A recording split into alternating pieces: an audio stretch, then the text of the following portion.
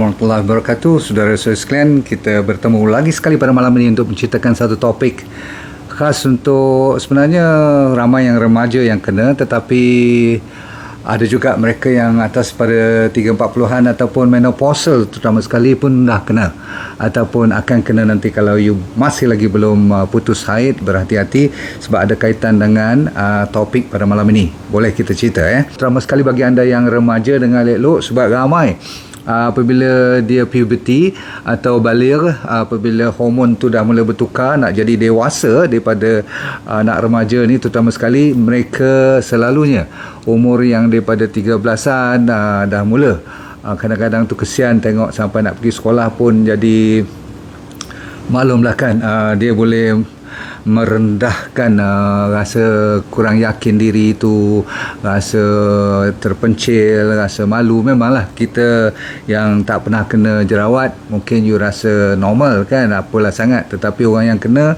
walaupun sebiji kadang-kadang dia dah mula merasakan macam besar kat muka dia, macam semua orang tengah tengok dia. Betul?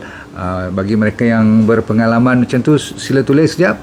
Sampai sekarang yang ada scar pun, yang dah berparut pun masih ada. Yang gunung berapi dulu tu dah tenggelam jadi crater. Tahu crater tu maksudnya tenggelam ke dalam, dia jadi macam berlubang-lubang pula. Jadi kalau ada jangan risau, anda bukan seorang, maka tulislah kat situ saya pernah melaluinya ataupun tengah melaluinya, ataupun siapa yang ada anak ataupun cucu, tak kira lelaki dan perempuan. Setengah orang kata lelaki lebih, setengah orang kata perempuan lebih. Semuanya bergantung kepada faktor-faktor yang saya akan cerita pada anda pada malam ini. Okey, kalau sudi menerima sedikit ilmu, sila tekan like, tekan love dan tekanlah dengan perasaan ikhlas, supaya kita bila tekan tu merupakan, bila share terutama sekali, saya cuma mengharapkan bagi mereka yang amat memerlukan dapat mengikuti program kita ni. Walaupun ramai yang mungkin dah pandai ataupun dah sihat walafiat, namun anda tetap juga ingin belajar, syabas. Alhamdulillah. Sebab orang yang paling Tuhan sayang ialah orang yang memanfaati orang lain. Jadi cara apa yang kita nak manfaati orang lain, kalau dah tak larat, tak ada tenaga, tak ada lagi kudrat, maka salah satu daripadanya ialah sharing ilmu. Baik. Disebabkan acne bahasa Inggeris atau jerawat bahasa kita, dia ada lebih kurang 7 jenis jerawat. Kita ingat, saya rasa 4-5 cukuplah kan. Nombor 1 yang jenis orang panggil blackhead, pernah dengar? Di hitam-hitam. Nombor 2 dia panggil whitehead, nampak putih-putih, timbul-timbul, kecil-kecil, besar-besar pun ada. Nombor 3 dia panggil papules. Papules tu dia macam merah-merah, ada inflamasi, sakit kalau dipegang ya. Dia kadang-kadang kalau besar betul rasa panas juga sikit kat situ. Lepas tu pustule. Pustule tu berbentuk jerawat juga, tapi jerawat yang ada nanah. Tapi kadang-kadang kesian sampai berair, dia panggil cyst. Allahu Akbar. Dah lah naik, lepas tu nampak berair macam nak di apa, cucuk-cucuk, nak ditebuk-tebuk supaya dia boleh keluar air tu kan. Tapi nanti saya bagi tahu kenapa you tak boleh tebuk, tak boleh apa, pierce atau popkan dia, pecahkan dia. Okey. Ada lagi lah kes-kes yang lebih serius sampai dia bertemu antara satu sama lain tu, masya-Allah. Saya boleh faham. Okey. Jadi isunya ialah apabila gelenjar, ini dia. Macam mana acne tu boleh berlaku, nak tahu tak? Okey. Sebab tu kalau saya suruh buat sesuatu nanti yang boleh dan tak boleh, ada sebabnya. Sebab you kena tahu cara mana timbulnya apa dinamakan acne ni, jerawat ni. Nombor 1 ialah gelenjar dah mula bengkak disebabkan ada selalunya dipanggil inflammation. Ataupun ada nombor 2 timbulnya orang panggil tisu-tisu ataupun sel-sel yang dah mati, yang block sebaceous gland kan. Kita punya pori-pori tu kan ada dia punya bulu roma dia tu, bila keluar tak nampak kadang-kadang. Kalau kat muka ni terlalu orang perempuan lagilah halus kan. So kalau tak nampak tu tak apa, tapi kalau you ambil mikroskop dia tengok dia punya gland yang mengeluarkan oil ataupun sebum, dia kadang-kadang dia overactive, terlebih. Minyak ni sepatutnya untuk memberikan muka nampak moist, lembap, tak kering. Tetapi kalau dia lebih, dia sangkut kat situ, atas tu pula ada tisu yang dah mati atau sel-sel yang mati, dia jadi plaga. Jadi pori-pori yang tertutup, maka dia akan timbullah masalah inflamasi, ada bakteria, dan apabila terlalu banyak sebum tu tak boleh keluar, dia timbul, maka jadilah dinamakan acne ataupun jerawat. Faham? Okay, good. Jadi kalau begitu, kenapa kadang-kadang dia baik, lepas tu dia datang balik, baik datang balik. Ada jenis macam tu kan. Ada yang tak mau baik langsung, ada yang timbul sekejap, turun sekejap, bergantung kadang-kadang you makan ubat. So semua tu saya nak kena betulkan keadaan, sebab sebenarnya asal usulnya disebabkan oleh hormon. Hormon tu datang daripada luar ke daripada dalam? Saya tanya you, cepat tulis. Dalam ke luar? Jawapannya ialah daripada dalam. Sebab tu dia nak keluar. Kalau tak boleh keluar, itu yang jadi sangkut, jadi acne. Nah, kalau daripada dalam nak pergi keluar, kenapa kita cuci muka macam nak rak? Kalau kita kena macam acne ke, ataupun you nampak macam nak hitam-hitam ke, blackhead dan sebagainya, you gosok dia macam nak pakai kertas pasir tu, tahu tak, nak gosok kayu.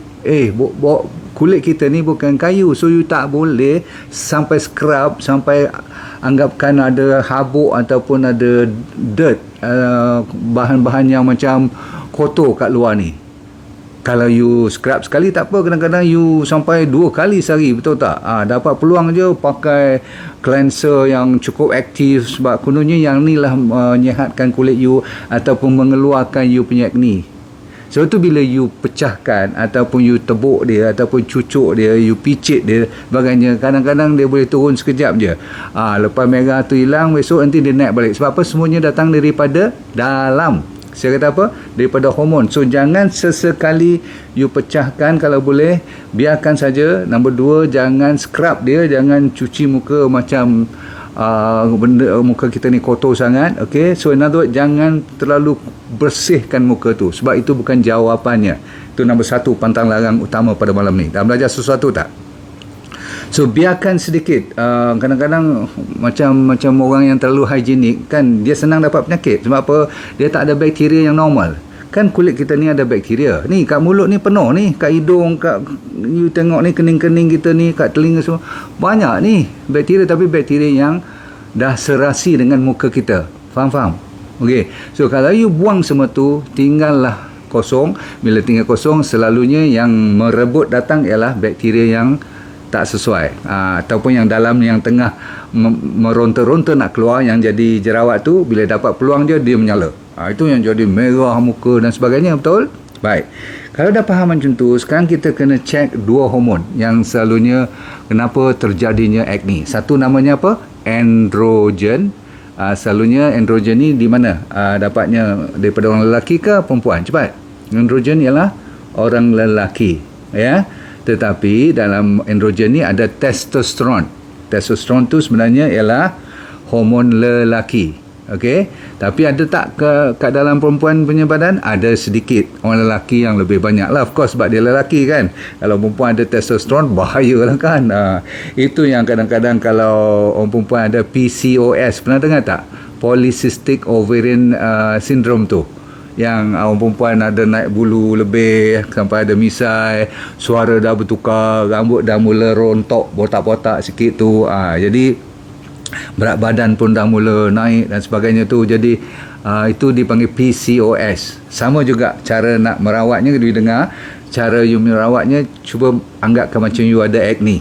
PCOS tu pun boleh dibantu. Dengar Baik, kita balik kepada cerita acne atau jerawat. Jadi bila testosteron tinggi, kan you perasan tak, orang lelaki yang anak-anak ni lah, anak-anak muda, anak teruna ni, dia tengah baru balik kan, tengah kelakiannya tengah mencabar ni kan, dia selalu kadang-kadang kalau dia tak ikut saya punya nasihat nanti, ataupun dia terlupa, dia buat benda-benda, makan benda pelik-pelik tu, dia akan naik benda ni. Dan kalau dah mula naik, isunya ialah dia susah nak turun, ataupun dia turun pun dia akan datang balik, sebab bukan cuci muka tu jawapan, atau ambil ubat tampal, ambil antibiotik semua tu, itu sekejap je baik, lepas tu dia datang balik. Pasal apa? Yang penting ialah hormon. Jadi soalan saya, apakah yang menyebabkan hormon testosteron tu boleh tinggi, ataupun androgen tu jadi berleluasa pada lelaki? Itu satu. Pada orang perempuan pula, yang lebihnya ialah masalah estrogen terlalu tinggi. kan orang perempuan budak-budak yang baru balik ni kan dia dah mula nak membesar, so estrogen dia dah buat persediaan untuk budak-budak ni nak masuk alam 18 20 tahun. Jadi mereka juga ada testosteron, saya kata tadi. Jadi bila testosteron tu tertinggi sedikit, dialah menyebabkan keluarnya juga apa dinamakan jerawat. Boleh tak boleh faham ni? Okey. Alright. So sebab itulah tuan-tuan sekalian, anda kena tahu dia ada isu hormon yang dua saya sebut ni. Okey. Jadi jangan cucuk, jangan pecahkan, jangan cuba nak kobek-kobek dia, sebab apa? Itu kat luar. Luar bukan jawapannya. Faham? Okey. Yang ni saya rasa ramai yang dah tersalah buat, termasuk saya masa muda dulu, tapi saya tak banyak jerawat. Alhamdulillah Tuhan bagi. Adalah sebiji dua tapi tak diiktiraf sebagai berjerawat. Orang yang berjerawat ni selalunya diiktiraf sebagai having acne problem apabila dia lebih daripada sebiji dan dia berulang kali, lepas tu berbulan-bulan, ni dipanggil berjerawat, sehinggakan boleh sampai scarring. Apa tu scarring? Dia panggil scar ni berparut. Scar ni yang ujung-ujung sekali sampai jadi berparut tu, kalau boleh you pergi cari vitamin E. Vitamin apa? E. E for elephant. You ambil, buka dia punya, selalunya dalam bentuk soft gel ke dia minyak kan. Okay. So you ambil vitamin E oil ni yang organik, yang betul-betul kalau you tengok kat label dia jangan ada perkataan hexane. Hexane. Hexane. Kita tak mau ada hexane. Hexane ni salah satu cara dia orang nak extract. Saya tak nak ganggu dengan hexane ni sebab dia tak bagus untuk jerawat. So ambil balik vitamin E yang pure. Lepas tu you orang panggil apa, rub dia every night. Sekali buat, pagi sekali buat. You rub agak-agak dia dah serasi, dah masuk, you tinggalkan. Lepas tu rub lagi belah mana ada lagi, insyaAllah. Itu vitamin E. Ramai yang telah mendapat manfaat dari DND 369 Sacha Inchi Oil. Pastikan DND 369 Sacha Inchi Oil yang original hanya dari DND. Dapatkan daripada dropship sah DND. Nombor 2 ni untuk mereka yang dah sampai teruk sangat, sampai dah dekat berparut lah ataupun dah berparut, macam mana nak relaikan. Ada satu lagi nama Dermatrophin PMG. Boleh copy tak? Ini saya tak jual. Okey. You kena cari kat online ataupun kat farmasi yang besar. Dermatrophin, Dermatrophin, TROPHINE. Lepas tu capital P M, capital M G. Penang, Melaka, Gardenia, Garden. Okay. So Dermatrophin AMG pun salah satu daripada yang terkenal. Makan sebelum tidur. Ini macam suplemen lah yang bagus untuk yang dah sampai jadi scarring. Saya cerita yang teruk dulu. Tapi yang kebiasaan kena ni, satu ataupun yang nombor satu, punca utama tidak lain tidak bukan ialah, siapa tahu, adalah yang paling apa orang kata nak jaga, ialah disebabkan terlalu banyak makan gula. Dalam badan dia, you cuba tengok anak-anak muda, betul tak? Sama ada gula yang nampak ataupun gula tak nampak. Yang selalu saya hebahkan, yang penting sekali ialah refined food pun tak boleh. So kalau you nak cepat baik, nombor satu you kena elak ialah gula. Ikut DND diet balik. Ya Allah, saya ingat saya ulang DND diet ni kalau 365 hari 365 kali kot. Tetapi memang wajib, sebab gula ni lah yang menyebabkan insulin resistant, jadi rintangan insulin. Dan rintangan insulin ni, bila insulin tidak efektif dalam badan kita untuk memasukkan balik gula, maka dia bertebaran. Bila tebaran tu dia ganggu apa? Dia ganggu hormon metabolisme yang meningkatkan androgen dan estrogen. Jadi kalau dua hormon ni meningkat, apa jadi? Naiklah gunung berapi. Faham? Alright. Terutama sekali mereka yang lebih susceptible. Susceptible ni setengah orang dia sensitif, sikit je naik. Setengah orang makanlah bapak gajah pun tak ada nak naik satu biji pun. Betul tak? Janganlah soal macam tu. Kita cakap secara general. Nombor satu. Nombor dua ialah you kena kurangkan bahan-bahan yang karbohidrat yang tak ada fiber langsung. Selalunya saya dah sebut. nasi putih yang dah tak ada lagi dah. Kalau nasi perang tu kurang-kurang ada cover lagi. Jangan diproses, dibuang dia punya permukaan dia yang banyak vitamin, mineral, B kompleks kan. Ada vitamin E, vitamin A, semua tu jangan buang. Yang tu yang terbaik. Kalau nak makan juga bijirin. So, kalau boleh janganlah kurangkan snacking. Ramai anak-anak muda suka snack. You know the meaning of snack? You cuba tengok dalam bilik dia orang. Kalau you bagi satu bilik khas, kalau dia benarkan you masuk, kalau dalam almari dia atau dia punya laci tu ada chips, kacang pun bukan dia makan sikit-sikit kan. So kadang-kadang dia habis satu paket french fries ataupun popcorn. Tolong. Okey, lepas tu dia order lagi sekarang kan Grab, senyap-senyap sampai je kat bunyi horn motor tet. Siapa punya? Ayang punya. Ayang ambil apa? Donut. You ambil donut, you ambil apa roll ke ni, bread and semua roti-roti ni. Allahu Akbar. Tolonglah. Okey, benda yang berkarbohidrat, yang tidak ada fiber, langsung out kalau you nak cepat baik.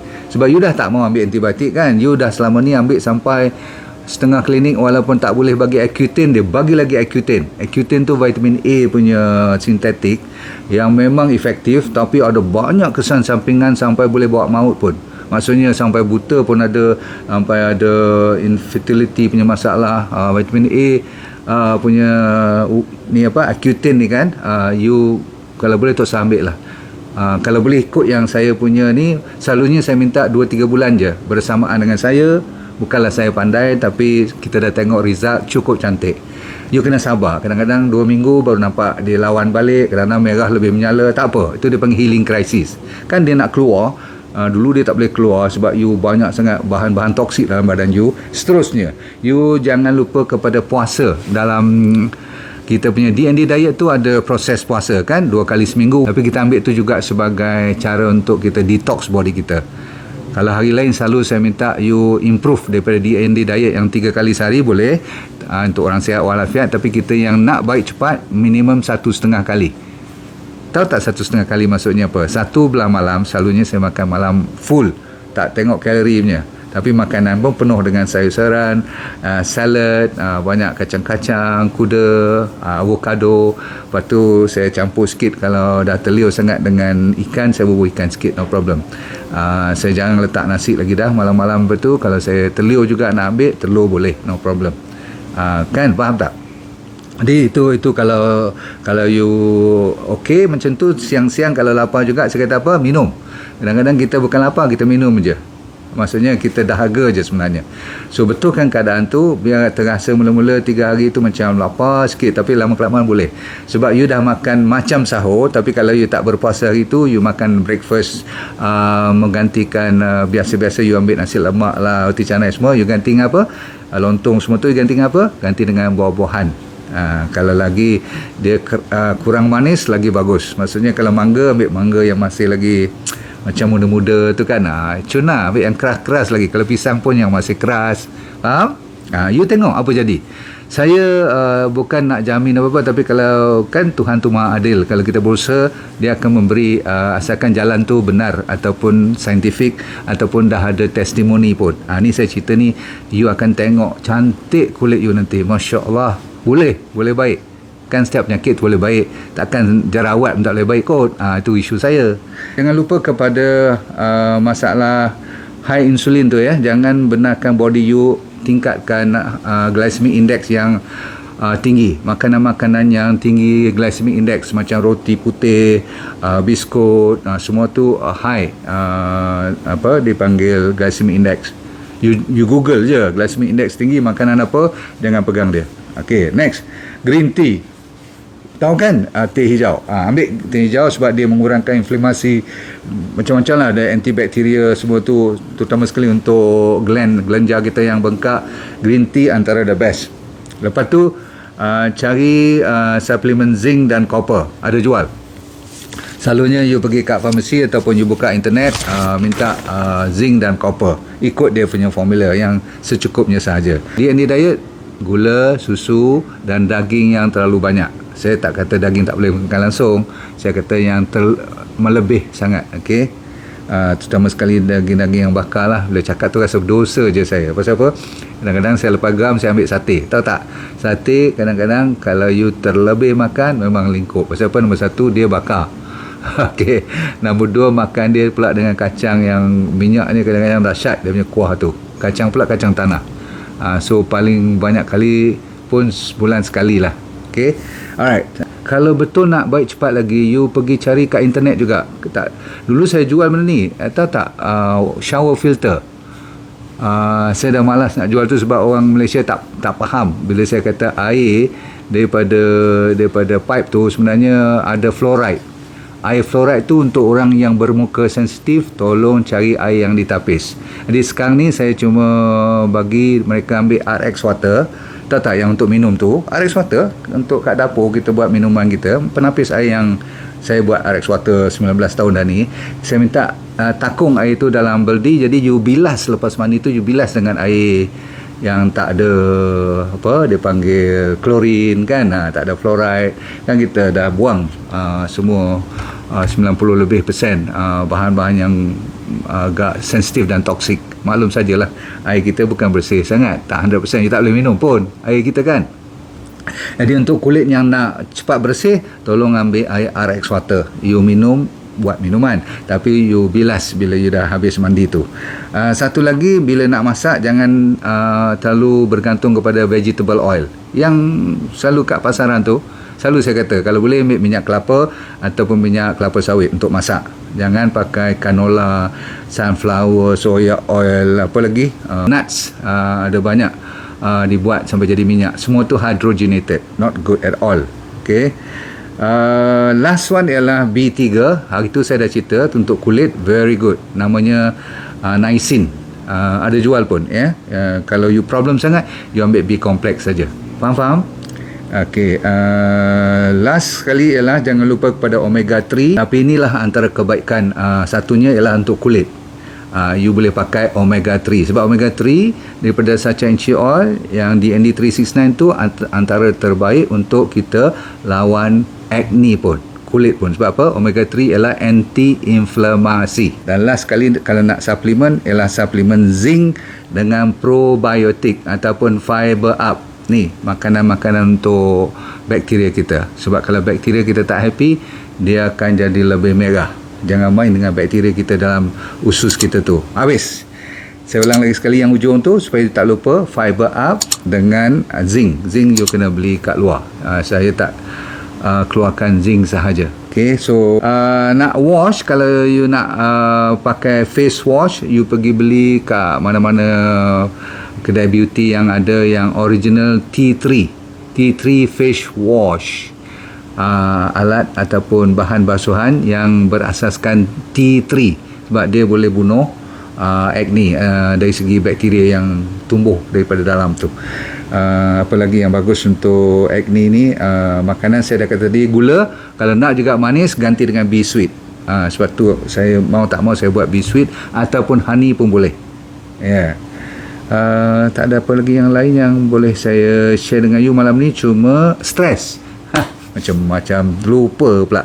Stress is the final, apa orang panggil, sempadan terakhir yang you kena betul-betul lawan dia. Jangan sampai dia block you, tak boleh nak baik you punya acne disebabkan terlalu banyak stres. Okey, kita jumpa lagi pada satu masa yang terdekat. Assalamualaikum warahmatullahi wabarakatuh. Semoga dunia anda bahagia, akhirat anda syurga, dan kita sama-sama dah lepaskan. Okay, let go and feel good all the time. Bye. Terima kasih.